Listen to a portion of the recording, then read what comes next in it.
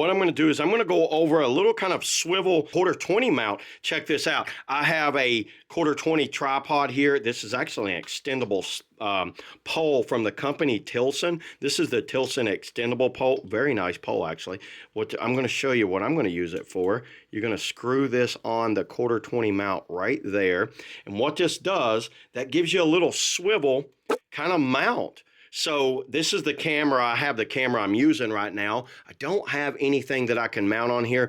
But what I like about this is you can adjust this up to whatever distance you want by screwing that up.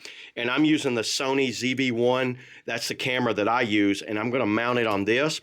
And then I can tighten it. Now it's not going to move. Loosen it up. Tilt it forward. Go straight down just like that.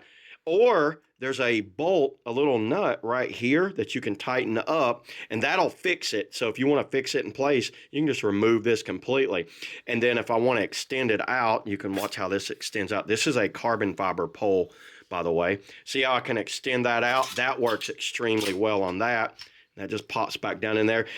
This is something I've been needing for a while, is a little, because I hate just a fixed mount, because sometimes I'll put this down, and what I want to do is put that down, and I need to tilt it. So instead of having to do like a leg, here's what I've been doing, is trying to adjust it like that. Now I can stick it down like that, get it where I want it, loosen this up, tilt it down like that, tighten it up. Now the camera will be facing straight down. Say like I have a GoPro Max or something right there. I can use that and mount a GoPro on there, because I have the GoPro attachments where how that will work. But this is something I recommend for anybody that's just wanting to, you know, have a little more flexibility in their recording and their filming. So yeah, there it is, everybody. That's all I got on the 360 adjustable mount.